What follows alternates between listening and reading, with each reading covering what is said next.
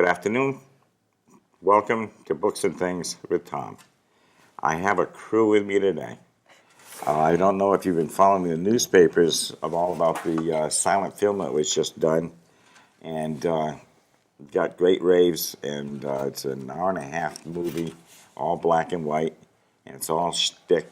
It's all the old slapstick stuff, and it's really a great movie. You're going to see a clip of it here shortly, but I want people to know that it's coming around to different places, and we're trying to get some more people interested in it. Don't tell anybody. I think he's going to make another one. But it's the first black and white silent film that's been made in 80 years. And I'd like to welcome my guest, Chris Annino, who is the director, and he co-wrote it along with Geoff Blanchette, who also was a co-writer, and Doc, who played in this movie as Thunder Dick John Williams. Wow. Jefferson. He doesn't know. The movie's over. He doesn't have to. Names are fluid. And Danielle is Bubbly. I play Bubbles. Bubbles. Just Bubbles. And there's a lot of women in there that are the old. And you hit the Delta Blues and different things. Blues and the burlesque women, the flappers. Yeah. All that. And you were saying it was more of a history film. Absolutely. 1920s was really the foundation for our modern civilization as to what we have right now. It was just enriched with a lot of blues, with a lot of new type of music. Vaudeville was so huge that it's now transcended into what we live in today. We have a TV.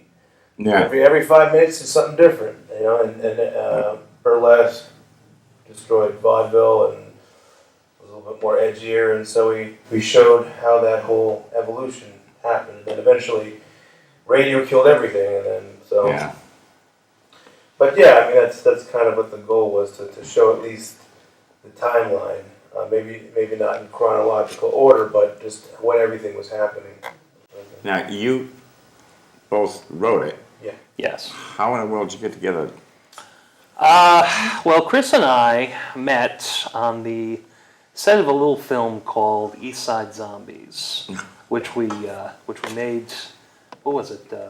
Summer of 2013, I think it was. I try to forget that film, but yes. A horrible film. Nobody should watch it. We met there, and while we were wrapping up production and sinking into alcoholism to hide the pain of it all, Chris said to me, I'd like you to come up with like 4 little skits, simple silent skits, maybe based in the 1920s. And I came up with 4 stories revolving around this rich guy trying to woo, a slightly lower class lady. Sort of the classic, rise and fall. You get to the heights. You run the biggest vaudeville show in town, and then the depression hits. Everything goes downhill. She becomes a big movie star, and he ends up in the gutter. Wow. And that was 4 skits, and that's what we started with. Now, how many actors did you have altogether? 50. 50? Yeah. And we're lucky to have 2 here today. 2 out of 50 ain't bad. No, that's not bad. Yeah. Wow, this is quite a promotion, actually. I can't imagine how you got it all together.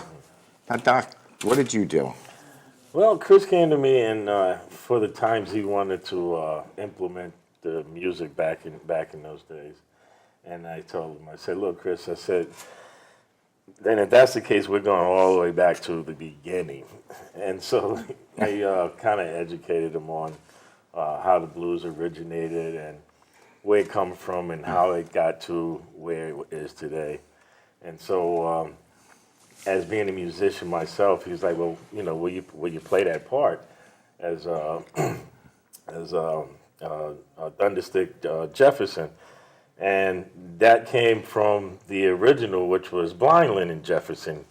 And what happened was there was a lot of these names that never got, the sunlight.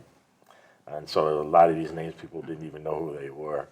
Yeah. So we went back to that era, which would have been Blind Lennon Jefferson's era, and we took that character and brought it into the movie. Yeah.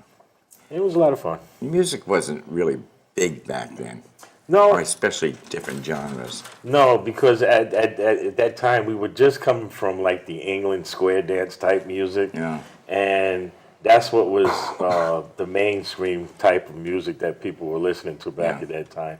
And so when you came into different genres of music like the blues, a lot of people was happy to get away from the square dance. Yeah. So they adopted that, and then of course, it just kept building and moving on until, like, as Muddy Waters would say, blues had a baby and they named it rock and roll. Yeah, So, yeah, exactly. And so, it just kept moving from there. And just out of point, the albums, what we call an album today, was created because of classical music. Right, that's right. Because when they have the little single drop down in the middle of a song, so they make a big one, and that's why we got albums. That's right, and those were set for 78. Okay, back in those days. Huge, they thick were platters. flying. Oh, the little Edisons were the big ones, yeah. Yep. Now, what is the Delta Blues?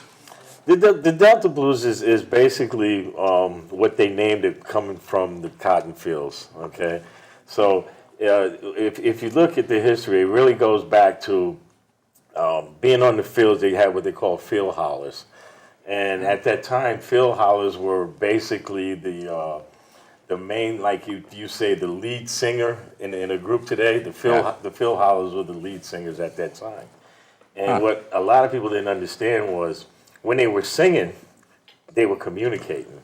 Okay, Oh, yeah. It wasn't just they were just singing songs. Yeah. And so, through the communication, okay, they were talking about getting off the plantation, okay, a lot of the song. So, it moved from the cotton fields, okay, and then into what they call the Delta. And that's the reason why they call it the Delta Blues. And then, of course, when they left the Delta and started coming to the in the cities, then it was the Chicago Blues, and then the Texas Blues, and so forth and so on.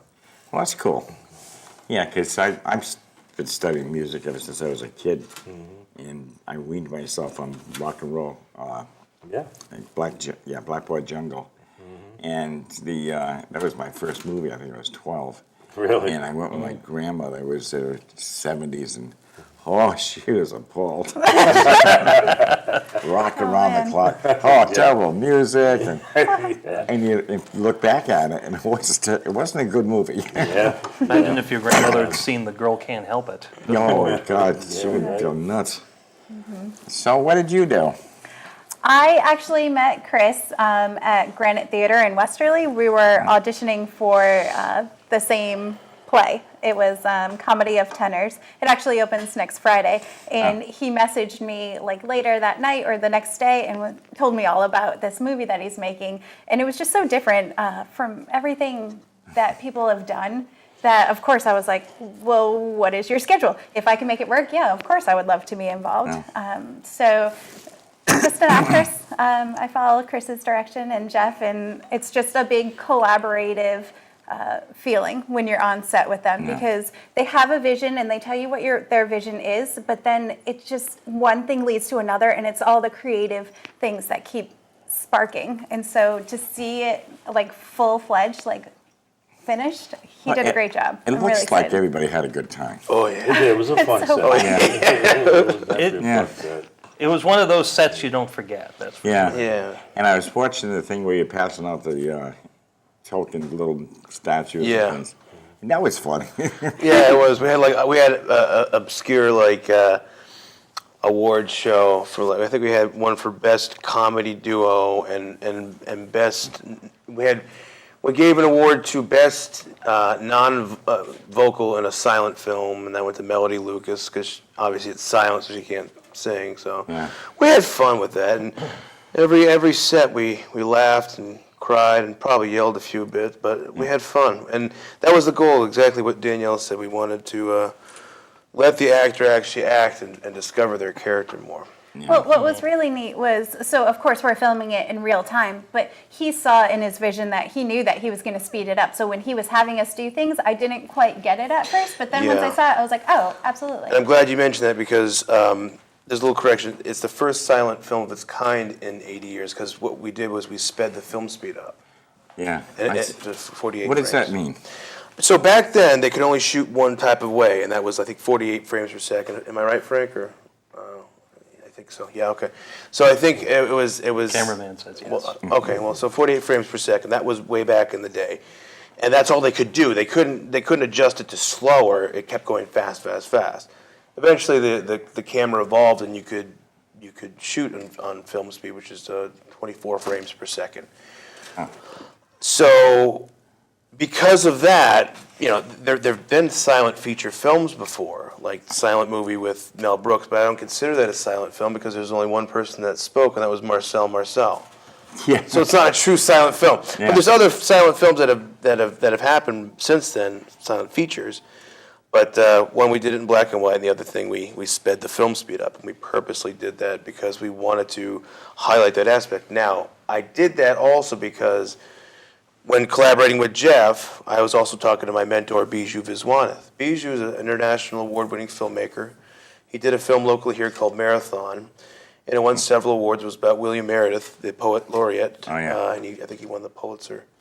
But Bijou has been my mentor since I was probably 20, and he's traveled around the world with him, and he said, I'm going to help you do this feature. And so because it's my first feature, he guided me throughout everything. Everything in regards to the contrast, what everything looks like. He critiqued every single scene we did. We would show him, send him dailies. He's in India right now.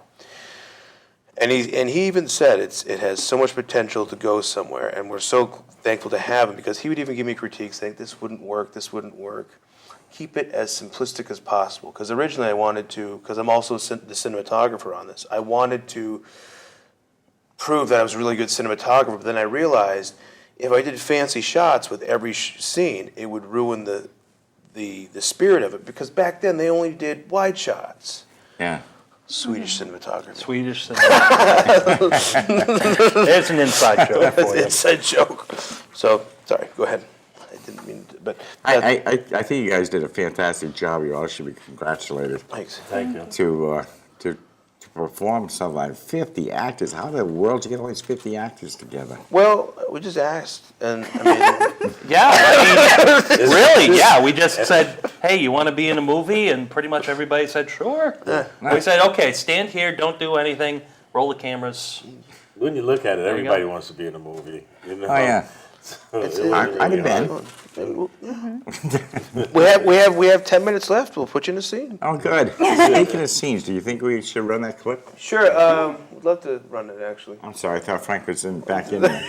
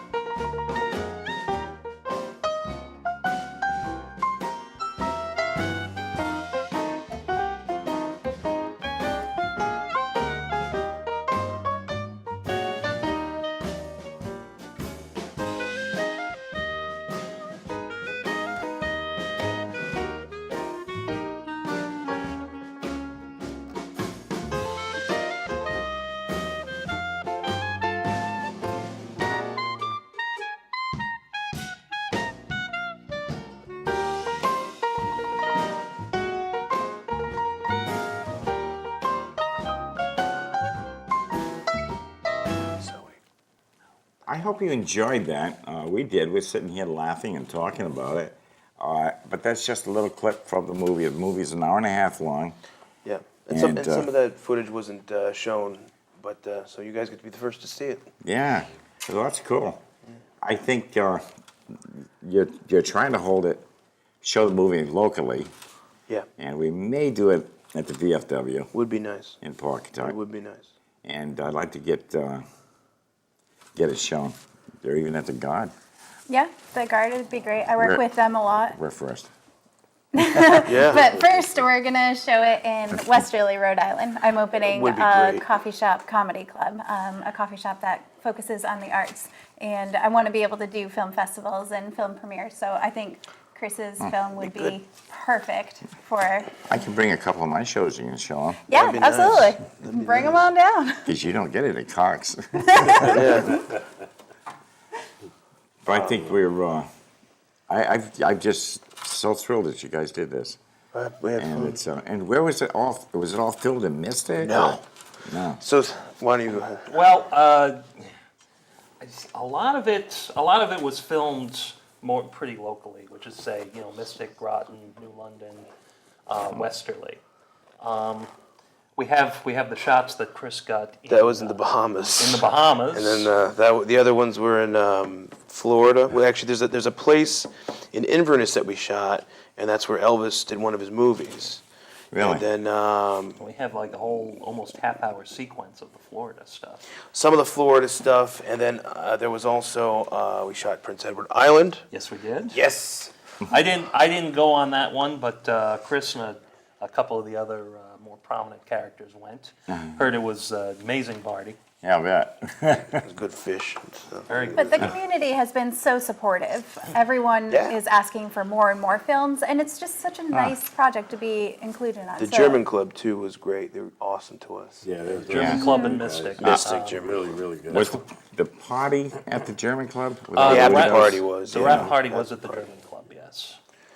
Yeah. Which we Upstairs. made a whole day out of that because I think we shot for what was it, 2 or 3 days at the German Club. Well, in all, we probably shot like It was more than 2 or 3 five, days, yeah. maybe About 5 days. So that fifth day, we shot for about, I would say about 6 or 7 hours straight. and then we went straight into the cast party. Correct.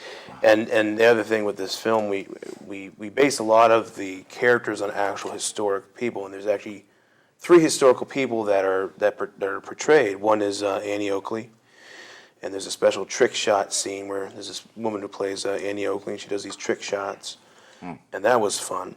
And then there was a guy named Thomas Inch. Thomas Inch invented the Thomas Inch dumbbell, so we had somebody portray him in this film. But our rendition of Thomas Inch was bigger, and he had like a longer beard, and yeah, so it was a. And it's nice because they've been working on this for 3 years. So 2. for it to 2. Coming on. Coming on 3. I'd have given Almost up. I'd have three. given up after one. Well, and then there was like like when we were down in Florida, we had 2 people. Brian Blair from the Killer Bees, WWE legend. He was in it. And then there was, this is actually interesting, Ron Bass. He was in WWE legend. He used to go against Brutus the Barber Beefcake, all those guys. Died 4 days after we shot a scene. So you never got to see it. Well, yeah, and you know what? He had a great position in that because he played a football coach. I called him Coach Arcarice, named after the vice principal or the principal now at Fitch. So I named actually some of the characters about people that I knew. Like a lot of the teachers from Cutler and stuff went to come see this because I said, hey, I named you guys after some of the characters. So that was the other fun thing that we got to do, and there was great community involved. And Yeah. but yeah, I mean, we actually had a burlesque dancer in one of the scenes and did an actual burlesque performance. Now, I think I read that you had somebody from Israel. Yes. Yes. How'd that That'd be- happen? Well, I think, yeah, why don't you tell that part of it? So Olga Kurkalina, she played Mother Russia in Kick-Ass 2.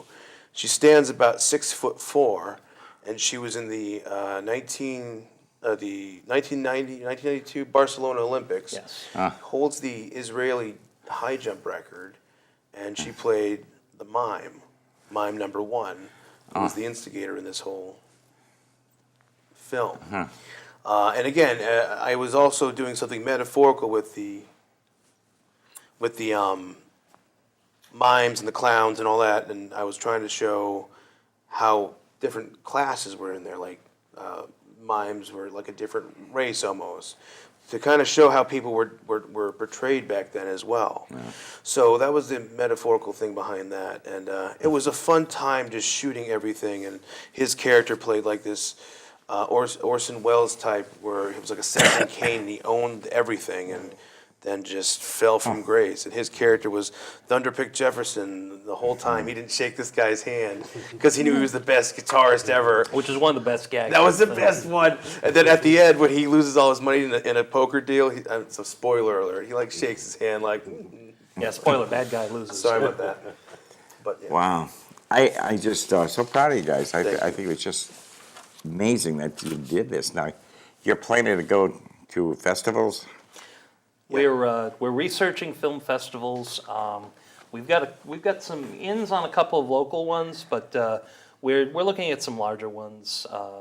Sundance, the New York Roundabout, and just trying to get this film out to as many eyes as possible, and just push it as hard as we can and see what happens. And we're trying to get to Zanzibar International Film Festival because Bijou's known over there, and primarily trying to focus on Europe because we're told the European crowd would enjoy it more. Yeah. So, Apparently, the stuff really sells in Europe, so like that's France. hey, Well, they like it. they don't They hear. can have it. Europe have had a history of taking our stuff Yeah. and making it bigger. They've always appreciated the American music and film, even when the Americans didn't appreciate it. It was always been that way with Europe. Well, it's gutsy. I'm sure it's quite an expense to putting this thing all together and traveling and everything. Yeah. And God bless you for it. Thank you, Thank Tom. you. Appreciate it. And anytime you can put something out that entertain people and keep them interested for an hour and a half, Yeah. that's a deal. And of course, without your great actors and actresses, it'd be a whole different story. But while we got maybe 30 seconds, why don't you tell us about your new endeavor? So I am opening Allura. It's in Westerly, Rhode Island, and it's a coffee shop comedy club, and it's a place where I can just bring the arts. So it's going to be improv, it's going to be comedians, it's going to be film, it's going to be painting, just everything all in one place. And so I'm really I'll excited. see if I can have you in here and you can do a half an hour on your new Oh, project. thank you so much. I want to wish everybody a happy first day of summer. And it's not the longest day. It's the longest day of daylight. And people say it's the longest day of the... No, there's 24 hours in a day. It doesn't change. But I just get it. And even on TV, they say the same. Oh, today's the longest day. No, it's not. And I just booked Santa Claus for July. Yay. And he's going to stop here to end his summer vacation, and he'll be going to the North Pole to get back to work to make all you little kiddies little presents and gifts and things. If you want, you can send me an email at santostom@comcast.net, and I'll be happy to pass it on to him that you got wishes. Some wishes come true. Most of them don't.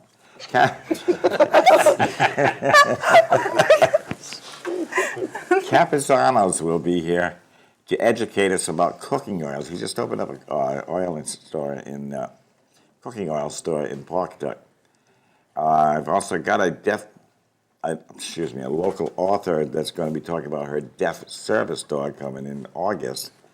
And don't forget the Pawcatuck VFW will have fish and chips on the second Friday of each month, starting next month. And if you have any questions, call me or email me.